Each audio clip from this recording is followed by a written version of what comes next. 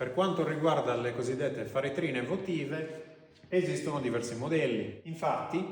questi oggetti sono mostrati non solo nelle vere e proprie faretrine, che sono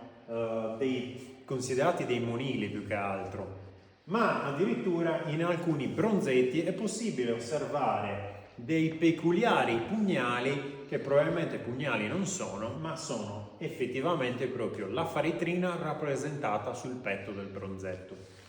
Come questo arciere esposto al Museo Archeologico Nazionale di Cagliari, che presenta questo peculiare triangolo proprio sulla sinistra del petto,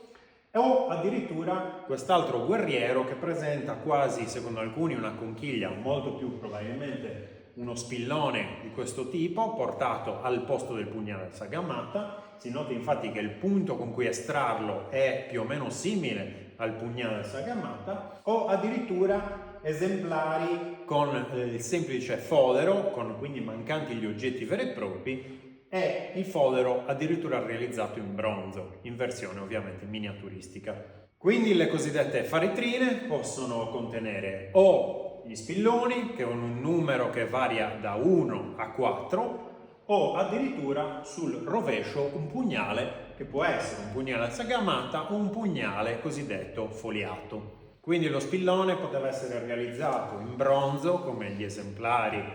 esposti nel Museo Archeologico Nazionale di Cagliari, o comunque visibili nelle cosiddette faretrine votive, o anche addirittura in ferro, come alcuni esemplari rinvenuti in alcune sepolture fenicie o fenicio-puniche da Bitia.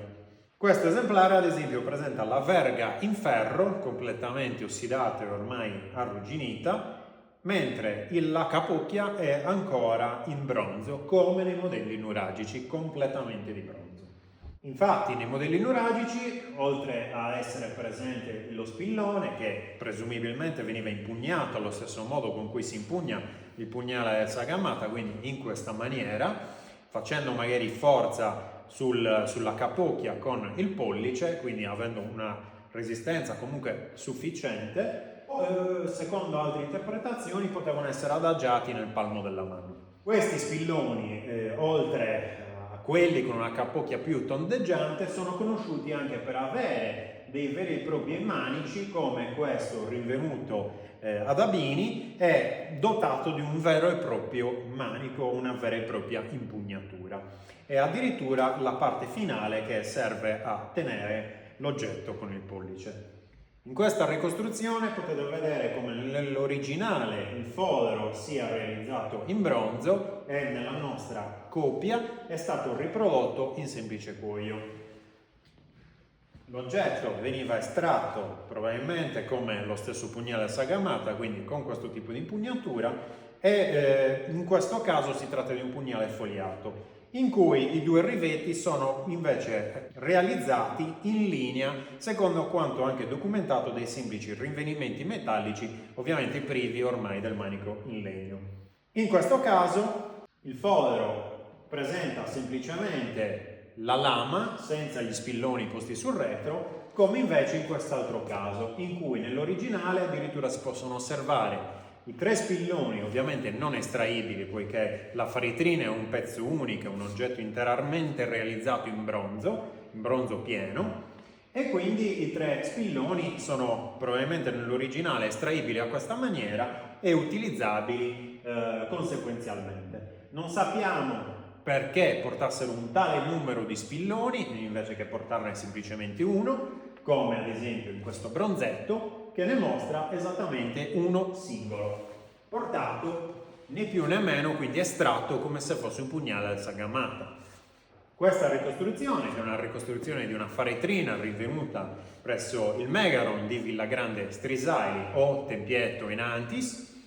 sono presenti addirittura rappresentati tutti e 3 i diversi tipi di pugnali o comunque di armi offensive portati al petto. Si parte dal pugnale al Sagammata, qui realizzato con una lama quasi fusiforme, ma con la classica impugnatura proprio di questo strumento. Tra l'altro questo oggetto è anche realizzato sulla base di alcuni originali che presentano proprio una lama a forma di spillone. Presenta poi lo spillone stesso con questa peculiare impugnatura che si osserva in un originale da Abini di Teti, anche questo presumibilmente utilizzato a questa maniera, forse addirittura paragonato al pugnale Sagamata proprio perché evidentemente potevano avere la stessa valenza, anche simbolica, oltre che pratica. E poi l'ultimo pugnale, che è quello con lama foliata, che tra l'altro abbiamo già visto, che è quello dotato di manico in legno, 3 rivetti per fissare la lama al manico e questa sorta di impugnatura definita da alcuni archeologi a flabello, che ricorda vagamente quella di quasi una mezzaluna e che serviva presumibilmente per evitare che il pugnale scappasse di mano quando si effettuava questo tipo di gestualità. Sembra più un pugnale orientato per il taglio, mentre quest'altro tipo di pugnale sembra più orientato verso un'azione di perforazione. E così anche lo stesso spillone, che presenta sempre questo tipo di lama abbastanza acuta.